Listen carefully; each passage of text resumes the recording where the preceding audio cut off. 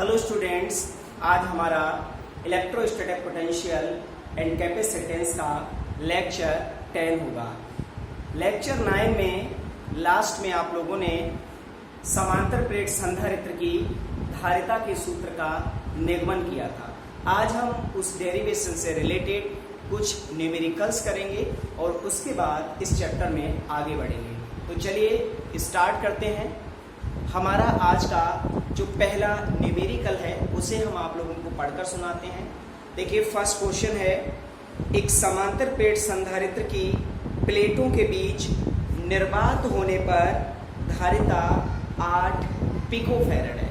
देखिए, जो धारिता 8 पिकोफैरड है वो निर्वात होने पर है और निर्वात की धारिता आपको पता है C0 से डिनोट की जाती है। इसका मीन्स ये उसने C0 दे दिया है, तो हम यहाँ पर लिखेंगे C0 बराबर 8 पिकोफैरड। ये 8 pF C0 दे रखा है।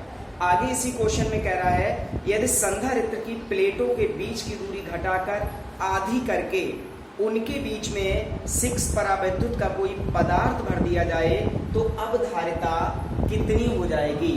इसने क्या काम किया है, प्लेटों के बीच की दूरी को घटाकर आधा किया है। जो पहले दूरी d थी, अब वो दूरी उसने कर दी है d/2। तो सबसे पहले देखिए फर्स्ट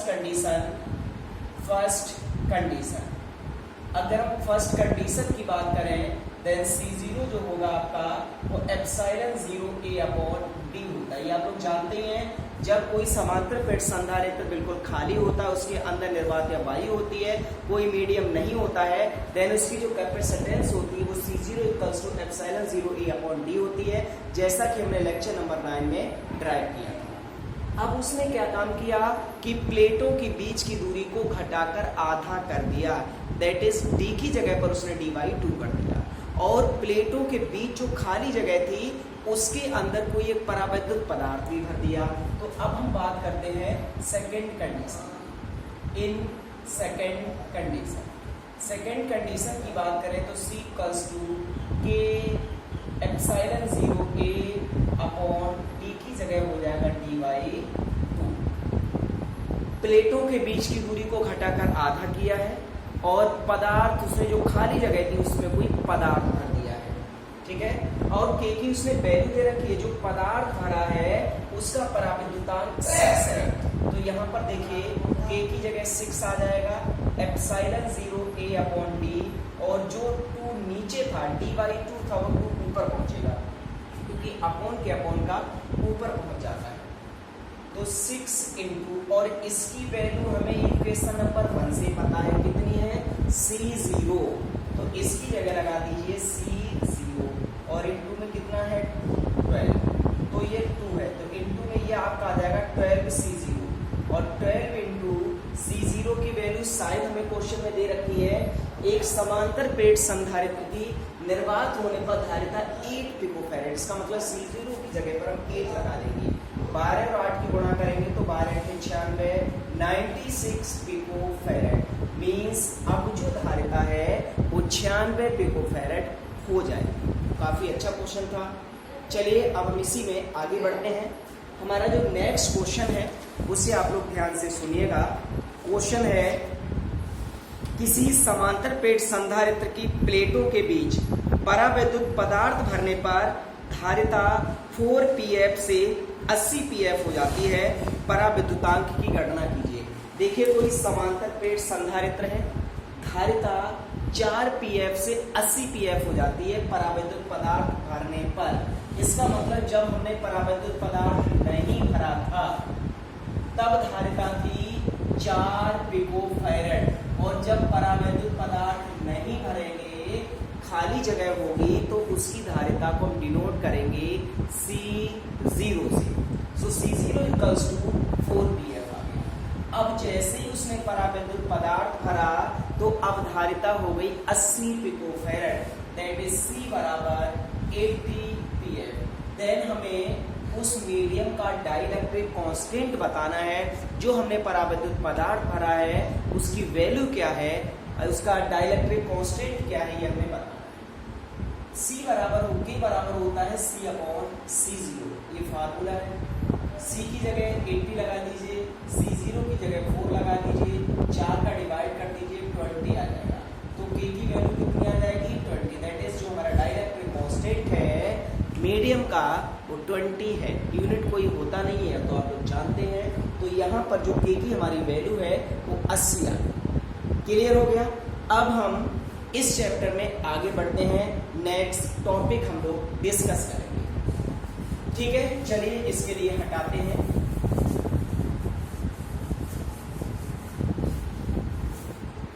नेक्स्ट जो हमारा टॉपिक है वो समांतर प्लेट जो संधारित्र है उसकी हमें धारिता का सूत्र स्थापित करना है। लेकिन उसके साथ ये कंडीशन है कि जो समांतर प्लेट संधारित्र है इस बार आंशिक भरा हुआ है। पिछला जो हमने लेक्चर 9 के लास्ट में डेरिवेशन किया था उसमें था तो वो भी समांतर प्लेट संधारित्र, लेकिन वो संधारित्र पूरी तरीके से भरा हुआ था, पूरी जगह में कोई डाइलेक्ट्रिक मीडियम भरा हुआ था। अब जो हम डेरिवेशन करेंगे उसमें डाइलेक्ट्रिक मीडियम पूरे स्पेस में ना होकर कुछ ही जगह में होगा, मतलब फुल्ली फिल्ड नहीं होगा, पार्शियली फिल्ड होगा। तो ठीक है, तो डेरिवेशन है हमारा आंशिक रूप से भरे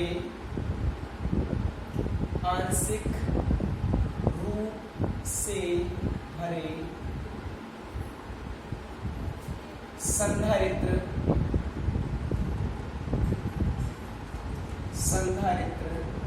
की धारिता, आंशिक रूप से भरे संधारित्र की धारिता। वो भी संधारित्र कैसा है?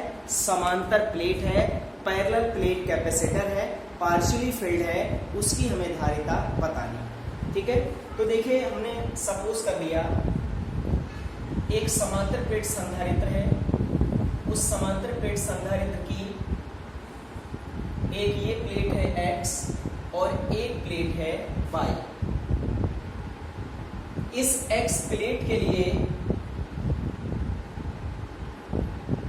देखिए एक हमने बाहर कोई कनेक्शन के लिए वायर दे दिया है, और जो Y प्लेट है अब हम क्या काम करेंगे, X प्लेट के लिए कोई विभव दे देंगे, कोई चार्ज दे देंगे। X प्लेट को हमने +Q चार्ज दे दिया। देन जो Y प्लेट है बाय द इंडक्शन प्रेरण के द्वारा इस पर उतना ही ऋणावेश उत्पन्न हो जाएगा। और जो हमारी दूसरी प्लेट है उसकी हमने कर दी है अर्थिंग, उसकी क्या कर दी है? अर्थिंग। और इस पैरेलल प्लेट कैपेसिटर के बीच में एक हमने K पराविद्युतांक की कोई पट्टी रख दी है। ये कोई डाइलेक्ट्रिक मीडियम फिल्ड किया हुआ है। इसका डाइलेक्ट्रिक कांस्टेंट जो है वो कितना है? K है। डाइलेक्ट्रिक कांस्टेंट इसका K है, और इसकी जो प्लेटों के बीच की दूरी है वो दूरी कितनी है? D है। और इसकी जो मोटाई है प्लेट की वो मोटाई कितनी है? T है। समझ में आ गया? ये हमारा कोई एक समांतर प्लेट संधारित्र है, इसके अंदर T मोटाई और K पराविद्युतांक की कोई पट्टी भरी हुई है। इस संधारित्र के प्लेटों के बीच की जो डिस्टेंस है, जो बीच की दूरी है वो स्मॉल t है। हमें इस समांतर प्लेट संधारित्र की धारिता के सूत्र की स्थापना करनी है। तो इसमें देखिए अब प्लेटों के बीच में एक जैसा मीडियम नहीं रहा है, कुछ जगह खाली है और कुछ जगह में परावैद्युत पट्टी भरी हुई है। तो खाली जगह में धारिता अलग होगी और पट्टी वाले पोर्शन की धारिता अलग होगी। ठीक है, खाली जगह की जो वैद्युत क्षेत्र की तीव्रता है वो अलग होगी और पट्टी वाली जगह की जो वैद्युत क्षेत्र की तीव्रता है वो अलग होगी। तो खाली जगह में वैद्युत क्षेत्र की तीव्रता निकालेंगे, पट्टी में वैद्युत क्षेत्र की तीव्रता निकालेंगे, आपको टोटल तीव्रता पता चल जाएगी। ठीक है, तो सबसे पहले खाली जगह में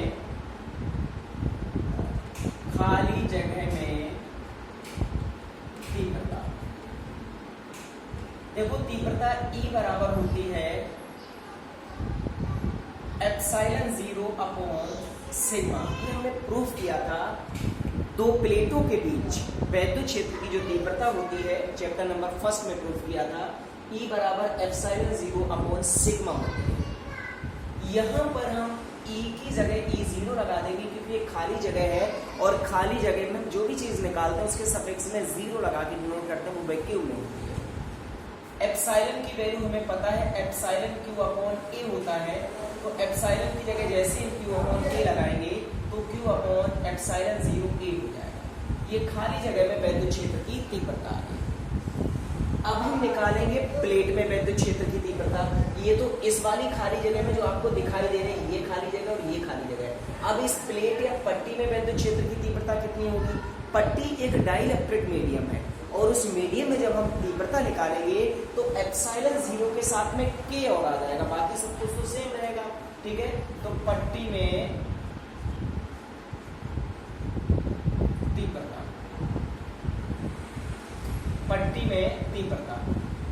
पट्टी में तीव्रता निकालेंगे तो E बराबर सिग्मा क्यू अपॉन के एप्सिलॉन 0 के हो जाएगा। बस एप्सिलॉन 0 के साथ में के और आ जाएगा, क्योंकि जहां पर भी डाइलेक्ट्रिक मीडियम होता है वहां एप्सिलॉन 0 अकेला नहीं बल्कि उसके साथ के रहता है। और यहाँ पर हम सफिक्स में m लगा सकते हैं। m का मतलब है मीडियम की बात हो गई। पट्टी क्या मीडियम है, तो खाली जगह में तीव्रता इतनी आ गई, पट्टी में तीव्रता इतनी आ गई। अब कुल विभवांतर अगर निकालेंगे तो कुल विभवांतर कितना हो जाएगा? कुल विभवांतर V बराबर खाली जगह का विभवांतर निकालिए और पट्टी का विभवांतर निकालिए और दोनों विभवांतर को जोड़ दीजिए, that total potential between these two plates आपको पता चल जाएगा। ठीक है, खाली जगह का विभवांतर कैसे निकालेंगे? जो विभवांतर होता है वो E इंटू डी होता है, मतलब वैद्युत क्षेत्र की तीव्रता इंटू बीच की दूरी। E इंटू डी का मतलब वही तीव्रता इंटू दूरी। अब यहाँ पर खाली जगह में तीव्रता तो E0 है, लेकिन खाली जगह की दूरी क्या है वो कैसे पता चलेगी? अगर हम इस टोटल दूरी D में से पट्टी की मोटाई घटा दें तो हमें खाली जगह वाली दूरी पता चल जाएगी। टोटल दूरी D में से पट्टी की जो मोटाई से हटा दो तो ये जो खाली जगह दोनों साइड में पड़ी हुई है इसका स्पेस हमें पता चल जाएगा। ठीक है, तो खाली जगह है D माइनस डी, खाली जगह D माइनस डी है और प्लस B है। मीडियम में विभवांतर कितना है? देखो मीडियम का विभवांतर निकालेंगे तो मीडियम में तीव्रता आई है EM, मीडियम में तीव्रता EM है और इनटू मीडियम में दूरी कितनी है? T। ये मीडियम में दूरी T है तो यहाँ दूरी लगा दीजिए T। तो E0 की वैल्यू कितनी है? Q upon epsilon 0। इसकी वैल्यू है Q अपॉन एप्सिलॉन 0A और इनटू में D माइनस T और प्लस EM। मीडियम में कितनी है तीव्रता? Q अपॉन के एप्सिलॉन 0A और इनटू में मोटाई कितनी है? T। इन दोनों में से अब हम कॉमन निकाल लेंगे। देखिए कुछ ना कुछ तो यहाँ कॉमन निकल ही आएगा। आप लोग देख लीजिए, जो यहाँ कॉमन हमारा पोर्शन है वो कॉमन पोर्शन हो जाएगा Q अपॉन एप्सिलॉन 0A। इतना कॉमन तो आ ही जाएगा, तो यहाँ से बचेगा D माइनस T और प्लस इधर बचेगा T अपॉन K। तो यहाँ आपका T अपॉन K हो जाएगा। ये चल रही है, ये विभवांतर चल रहा है, लेकिन हमें विभवांतर नहीं, हमें धारिता बतानी है। Q बराबर CV होता है। इस फार्मूले में जहां पर Q आ रहा है हम उसकी जगह C भी लगा देंगे, बट Q बराबर C। तब Q की जगह C भी रख दीजिए, तब B बराबर हो जाएगा Q की जगह C भी लगाइए अपॉन में एप्सिलॉन 0A और इधर चल रहा है D minus T plus T upon K। देखिए B से B कैंसिल कर दीजिए, हमें जरूरत है C की। जब हम C निकालेंगे देखिए यहाँ से, तो जो एप्सिलॉन 0 है वो तो इधर गुणा में चला जाएगा, मल्टीप्लाई हो जाएगा और D minus T plus T upon K को ले लेंगे हम। तो ये हमारा समांतर प्लेट संधारित्र की धारिता के सूत्र का निगमन हो गया, जब वो हमारा समांतर प्लेट संधारित्र आंशिक रूप से भरा हुआ है। क्लियर हो गया? फुल्ली फिल्ड का हमने डेरिवेशन आपको लेक्चर नंबर 9 में करा दिया था। ये जो पार्शियली फिल्ड है ये आपका लेक्चर नंबर इसमें कंप्लीट हो गया। क्लियर? ठीक, तो ये डेरिवेशन हमारा कंप्लीट होता है। अब इससे रिलेटेड एक टॉपिक और है जो हम यहाँ पर डिस्कस करेंगे। काफी हमारा वो। तो चलिए सबसे पहले हम इसके एक स्पेशल केस की बात कर लेते हैं। ये समांतर प्लेट संधारित्र आंशिक रूप से भरा हुआ था। अगर ये समांतर प्लेट संधारित्र पूरी तरीके से खाली है, जब पूरी तरीके से खाली होगा तो वहां पर के की जगह पर आ जाएगा 1। तो नोट में इसे हम नोट में ले लेते हैं। नोट देखिए, इस समय जो समांतर प्लेट संधारित्र है वो परावैद्युत पदार्थ हमारा जो रखा हुआ है वो अगर पूरी जगह में रखा हुआ है तो यहाँ पर आप टी की जगह पर टी और डी को बराबर कर देंगे, निकल आएगा। अब यहाँ पर आता है कि जो हमने परावैद्युत पदार्थ भरा है वो पदार्थ है क्या, इसके बीच में क्या क्या पदार्थ हमने भर रखा है। तो वो डाइलेक्ट्रिक मीडियम हर पदार्थ का अलग अलग होता है। अगर इन दोनों प्लेटों के बीच में धातु रखी हुई है, कोई धातु रख दें, तो आप लोग चैप्टर नंबर 1 में पढ़ चुके हैं, धातु के लिए जो डाइलेक्ट्रिक कांस्टेंट होता है वो इन्फिनिटी होता है। तो यहाँ पर हम नोट में लिख देते हैं फॉर मेटल्स, धातु के लिए। धातु की अगर हम बात करते हैं तो धातु के लिए के की जगह आता है इन्फिनिटी। तब C बराबर कितना आ जाएगा, इस फार्मूले में रख दीजिए, एप्सिलॉन 0A अपॉन में D minus T plus T की जगह इन्फिनिटी, इन्फिनिटी अपॉन के। तो C बराबर आ जाएगा epsilon 0A upon D minus. तो ये समांतर प्लेट संधारित्र की धारिता तब है जब उसके बीच में कोई धातु रखी हुई है। ऐसे जो भी पदार्थ रखा हुआ उसका डाइलेक्ट्रिक कांस्टेंट की वैल्यू लगाते जाएंगे। इस तरीके से बहुत सारे स्पेशल केसेस बन जाएंगे। क्लियर हो गया। एक यहाँ पर हम न्यूमेरिकल और करते हैं, चलिए उसके लिए पढ़ के सुनाते हैं, काफी इंपॉर्टेंट न्यूमेरिकल है हमारा। तो देखें,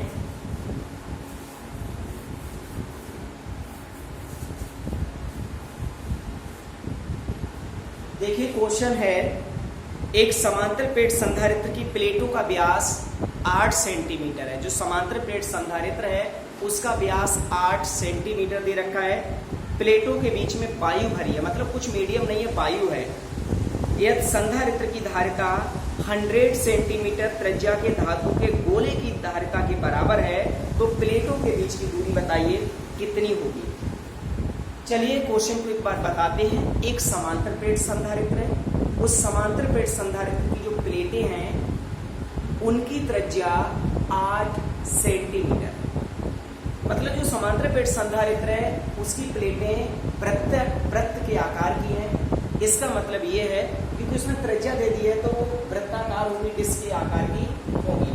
तो यहाँ पर जो त्रिज्या होगी वो प्लेटों की त्रिज्या, देखिए प्लेटों की त्रिज्या, प्लेटों की त्रिज्या उसने स्मॉल r की वैल्यू दे रखी है 8 सेंटीमीटर, 8 गुणा 10 की पावर माइनस 2 मीटर प्लेटों की त्रिज्या आ गई। और जो समांतर प्लेट संधारित्र है हमारा वो वायु संधारित्र है, उसके बीच में वायु भरी हुई है और इसकी जो त्रिज्या है समांतर प्लेट संधारित्र की वो 100 सेंटीमीटर त्रिज्या के गोले के बराबर है। तो अब हम लिखेंगे गोले की त्रिज्या क्या है, गोले की त्रिज्या। गोले की त्रिज्या निकालेंगे तो कैपिटल R बराबर हो जाएगा 100 सेंटीमीटर, दैट इज 1 मीटर। गोले की त्रिज्या 1 मीटर हो गई। क्वेश्चन ये कहता है कि समांतर प्लेट संधारित्र की जितनी धारिता है उतनी ही धारिता उस गोलीय चालक की है। तो प्रश्न से समांतर प्लेट संधारित्र की धारिता, समांतर प्लेट संधारित्र की धारिता बराबर गोले की धारिता, बराबर क्या कर देंगे, गोले की धारिता। जो हमारा गोलीय चालक है उसकी धारिता के बराबर कर देंगे समांतर प्लेट संधारित्र की धारिता को। अब आपको पता है समांतर प्लेट संधारित्र की धारिता एप्सिलॉन 0A अपॉन D होती है जब वो पूरी तरीके से खाली है, उसके बीच में कोई मीडियम नहीं भरा हुआ, क्योंकि उसने क्लियर कर दिया है कि समांतर प्लेट संधारित्र के बीच में वायु भरी हुई है। और यहाँ गोले की धारिता आपको पता है 4 पाई एप्सिलॉन 0 r होती है। ये हमने प्रूफ किया था, विद्युत गोलीय चालक की जो धारिता होती है वो 4 पाई एप्सिलॉन 0 r। यहाँ पर देखिए एप्सिलॉन 0 से एप्सिलॉन 0 कैंसिल, एक ही जगह पर रख देंगे 4 पाई r स्क्वायर अपॉन में d बराबर 4 पाई r। 4 पाई से 4 पाई कैंसिल, एक r से एक r कैंसिल, तो r अपॉन d बराबर 1 हो जाएगा। ये d बराबर कितना आ जाएगा r, d बराबर कितना आ जाएगा r। सॉरी यहाँ 4 पाई r स्क्वायर नहीं, ये जो प्लेटें हैं वो वृत्ताकार है। सॉरी यहाँ मिस्टेक होगी, गोलीय लगा दिया, प्लेटें वृत्ताकार हैं। 4 पाई r स्क्वायर नहीं, ओनली पाई r स्क्वायर लगेगा। तो देखिए पाई से पाई कैंसिल हो जाएगा, यहाँ ये 4 हमारे ऐसे ही बचेंगे, 4 रह जाएंगे।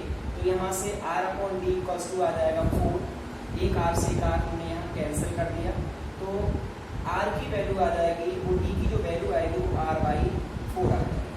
r की वैल्यू 1 है तो 1 अपॉन 4, ठीक है। तो प्लेटों के बीच की जो दूरी होगी वो 1 अपॉन 4 मीटर हो जाएगी, ठीक है। तो प्लेटों, ये हमारा क्वेश्चन कंप्लीट हो गया। नेक्स्ट नंबर आप लोग देख लीजिए। अगला जो हमारा क्वेश्चन है वो है, अगला हमारा जो डेरिवेशन है वो काफी इंपॉर्टेंट है। हम ये कह सकते हैं कि इस चैप्टर का सबसे ज्यादा इंपॉर्टेंट डेरिवेशन है, वो डेरिवेशन है संधारित्र की स्थितिज ऊर्जा। अगला जो हमारा टॉपिक है वो है संधारित्र की स्थितिज ऊर्जा।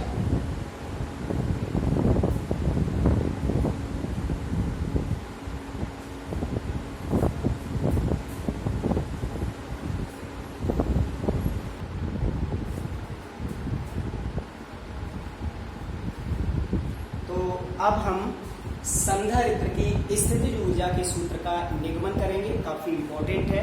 तो चलिए हम इसे शुरू करते हैं।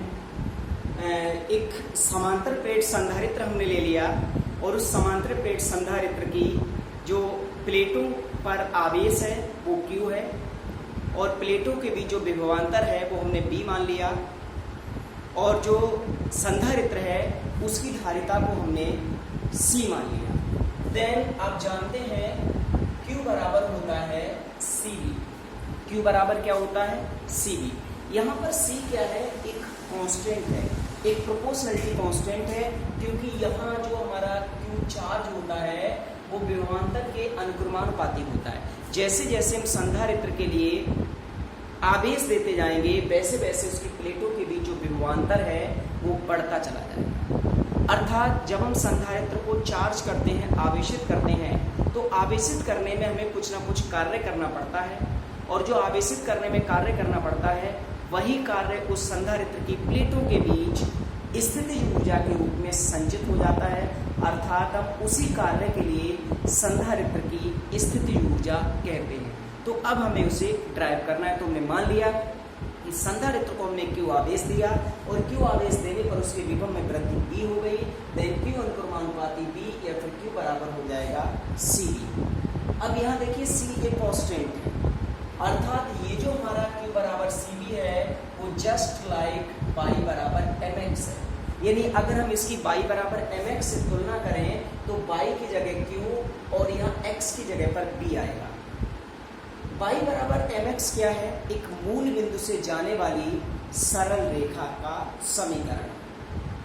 इसका मतलब ये हुआ कि जो Q बराबर CV है, अगर हम Q के लिए y अक्ष पर ले लें और B के लिए x अक्ष पर ले लें और Q और B के बीच में एक ग्राफ खींच दें, तो Q और B के बीच जो ग्राफ आएगा वो भी मूल बिंदु से जाने वाली एक सरल रेखा होगी।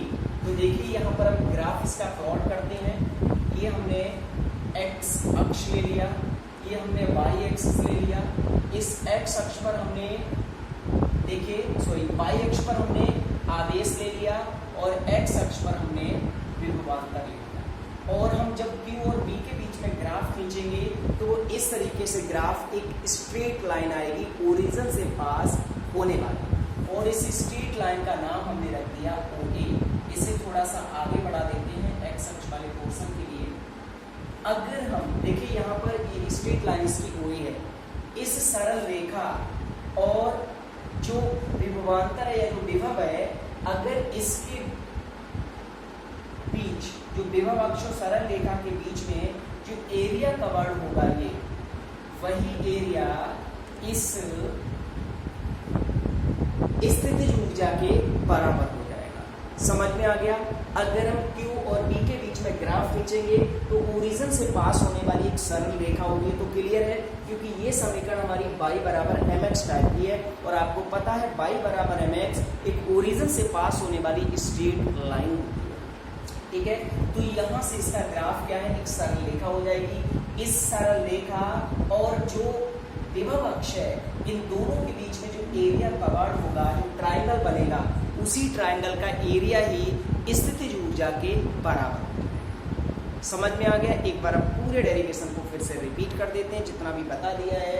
जब हम किसी संधारित्र को आवेशित करते हैं, मतलब उसे चार्ज देते हैं, तो हमें कुछ ना कुछ कार्य जरूर करना पड़ता है। जो कार्य करना पड़ता है वही कार्य उस संधारित्र की प्लेटों के बीच स्थितिज ऊर्जा के रूप में स्टोर हो जाता है, संचित हो जाता है, या फिर हम ये कह सकते हैं कि उसी कार्य को उस संधारित्र की स्थितिज ऊर्जा कहते हैं। हमने किसी संधारित्र के लिए Q आवेश दिया और Q आवेश देने पर उसके विभव में वृद्धि हो गई B, तो हम कह सकते हैं Q अनुक्रमानुपाती B, या फिर अनुक्रमानुपाती हटेगा तो कोई कांस्टेंट आएगा C, या Q बराबर CV, जहाँ C उस संधारित्र की धारिता है, कैपेसिटेंस।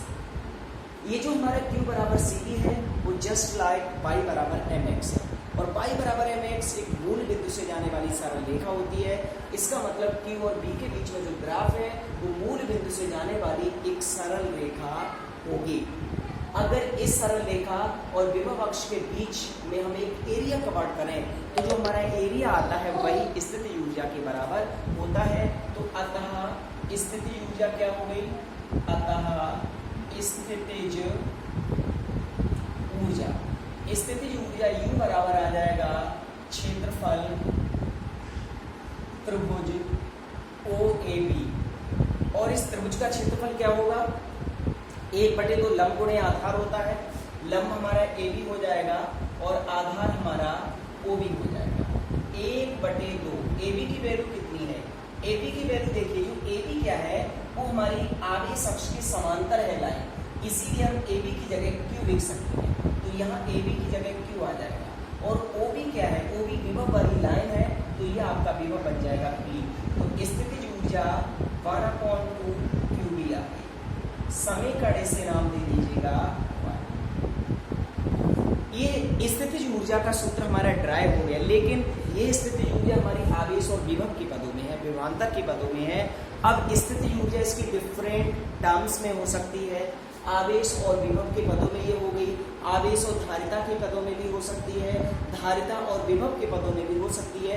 तो हम तीनों टर्म में स्थितिज ऊर्जा के फार्मूला को ड्राइव करके लाएंगे। अगर एग्जाम में आता है कि समांतर प्लेट संधारित्र की स्थितिज ऊर्जा के लिए सूत्र स्थापित कीजिए या संधारित्र की स्थितिज ऊर्जा के लिए सूत्र स्थापित कीजिए, तो आपको यहाँ तक नहीं बल्कि आगे जो 2 फार्मूले और निकल के आएंगे वहाँ भी आपको पढ़ना पड़ेगा। ठीक है, तो यहाँ हम लिख देते हैं बट Q बराबर CV, देन U बराबर कितना आ जाएगा? 1/2 Q की जगह CV लगा दीजिए, B, तो दैट इज U बराबर हो जाएगा 1/2 CV स्क्वायर। इक्वेशन नंबर 2, ये भी समांतर प्लेट संधारित्र की धारिता स्थितिज ऊर्जा है, लेकिन ये स्थितिज ऊर्जा C और B के पदों में। अब एक और फार्मूला हमें करना है इसी में, बट B बराबर है Q/C, B की जगह Q/C लगा दीजिए, तो यहाँ पर देखिए U बराबर आ जाएगा, यहाँ लगा दीजिए, तब 1 से समीकरण 1 से देख लीजिए, U बराबर 1/2 Q इंटू B की जगह पर Q/C, तो U बराबर आ जाएगा 1/2 Q²/C। ये भी समांतर प्लेट संधारित्र की धारिता का सूत्र हो गया। ये आवेश और धारिता के पदों में, ये समांतर प्लेट संधारित्र की स्थितिज ऊर्जा का सूत्र हो गया आवेश और धारिता। तो जो इक्वेशन नंबर 1, 2 एंड 3 बनी है, यही समांतर प्लेट संधारित्र की या किसी संधारित्र की जो आवेशी संधारित्र है उसकी स्थितिज ऊर्जा के सूत्र है। क्लियर, काफी इंपॉर्टेंट डेरिवेशन था, बहुत ही अच्छा डेरिवेशन, इसलिए आपको अच्छे से तैयार। अब इसी से रिलेटेड एक छोटा सा डेरिवेशन है, उसके लिए हम और बताते हैं। अगला जो हमारा टॉपिक है वो है ऊर्जा घनत्व। अब हम नेक्स्ट टॉपिक को करेंगे एनर्जी डेंसिटी, ऊर्जा घनत्व। चलिए अगला जो हमारा टॉपिक है वो है ऊर्जा घनत्व, एनर्जी डेंसिटी। देखिए ऊर्जा घनत्व क्या होता है।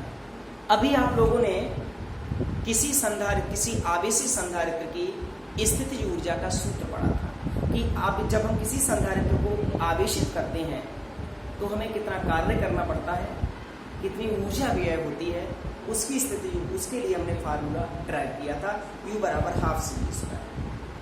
अब हमें ऊर्जा घनत्व पढ़ना है। ऊर्जा घनत्व का मतलब होता है एनर्जी इन यूनिट वॉल्यूम। किसी भी संधारित्र के एकांक आयतन में, मतलब एक आयतन में, वो आयतन आपका 1 मीटर क्यूब हो सकता है, 1 घन मीटर क्यूब हो सकता है, तो किसी भी संधारित्र के एकांक आयतन में जो ऊर्जा स्टोर होती है उसी ऊर्जा को कहते हैं ऊर्जा घनत्व। तो ऊर्जा घनत्व तो समझ में आ गया, एकांक आयतन में संचित ऊर्जा को, किसी संधारित्र के एकांक आयतन में संचित ऊर्जा को उस संधारित्र का ऊर्जा घनत्व कहते हैं। तो ऊर्जा घनत्व की परिभाषा फार्मूला क्या बना, ऊर्जा घनत्व स्मॉल u बराबर होता है कुल ऊर्जा अपॉन में आयतन। अगर हम टोटल एनर्जी के लिए आयतन का डिवाइड कर दें देन हमें एनर्जी डेंसिटी स्मॉल u पता चल जाता है। अब हमें इसका फार्मूला ड्राइव करना है। हमने मान लिया कोई समांतर प्लेट संधारित्र है, पूरी तरीके से K परावैद्युत के पदार्थ से भरा हुआ है। देन उस समांतर प्लेट संधारित्र की जो धारिता C होती है वो आपने ड्राइव की थी K∁0K/d। ये समांतर प्लेट संधारित्र की धारिता है। अब इसकी स्थितिज ऊर्जा क्या हो जाएगी, स्थितिज ऊर्जा यहाँ पर कितनी निकल के आएगी, ये हमें पता है U बराबर 1/2 CV²। लेकिन हमें स्थितिज ऊर्जा नहीं, हमें एनर्जी डेंसिटी बतानी है, मतलब एकांक आयतन में ऊर्जा बतानी है। अगर इस टोटल एनर्जी के लिए, टोटल स्थितिज ऊर्जा के लिए अगर हम आयतन का डिवाइड कर दें देन एनर्जी डेंसिटी हमें पता चल जाएगी। तो अतः ऊर्जा घनत्व, तो देख लीजिए ऊर्जा घनत्व कितना हो जाएगा, स्मॉल u बराबर कैपिटल U अपॉन आयतन। कैपिटल U की वैल्यू है हाफ CV² और अपॉन में आयतन। आयतन होता है क्षेत्रफल गुणा मोटाई। यानी अगर हम संधारित्र की क्षेत्रफल, प्लेटों के क्षेत्रफल के लिए अगर उन प्लेटों के बीच की दूरी का मल्टीप्लाई कर दें तो हमें इस पूरे संधारित्र का आयतन पता चल जाएगा। तो संधारित्र का जो आयतन है वो प्लेटों का क्षेत्रफल गुणा उनके बीच की दूरी होती है। अब हम C की वैल्यू लगा देते हैं यहाँ पर, तो देखिए ऊर्जा घनत्व स्मॉल u आ गया 12, C की जगह पर K∁0K/d है और इनटू में b² चल रहा है और अपॉन में हमारा AdB चल रहा है, A इंटू D। अब देखिए यहाँ पर कुछ कैंसिल हो सकता है, देखते हैं। U बराबर 1/2 K∁0A, बट B बराबर होता है AD। देखिए ये फार्मूला आपने पढ़ा है, E बराबर B/D, देन B बराबर कितना आ जाएगा ED। तो B की जगह हम लगा देंगे ED, लेकिन स्क्वायर है तो स्क्वायर कर दीजिए अपॉन D² इंटू में A से A कैंसिल, तो ये आ गया 1/2 K∁0 E²D² अपॉन में D² से D² खत्म, तो U बराबर आ गया 1/2 epsilon0 E² और इंटू में हमारा K हो चुका है। तो ये किसी संधारित्र का ऊर्जा घनत्व हो गया जब उसके प्लेटों के बीच में कोई डाइलेक्ट्रिक मीडियम भरा हुआ है। अगर प्लेटों के बीच में जगह खाली पड़ी हुई है, अगर प्लेटों के बीच में निर्वात है, देन फॉर वैक्यूम के बराबर पर निर्वात अगर है तो निर्वात के लिए फॉर वैक्यूम की वैल्यू 1 होती है, देन एनर्जी डेंसिटी जो इसका U होता है 1/2 epsilon0 E²। ठीक है, तो ये ऊर्जा घनत्व का काम हमारा कंप्लीट कंप्लीट हो गया। चलिए तो आज के लेक्चर के लिए हम यहीं पर ख़त्म करते हैं। नेक्स्ट लेक्चर में इससे रिलेटेड हम आगे जो भी न्यूमेरिकल्स हैं उसके लिए कराएंगे।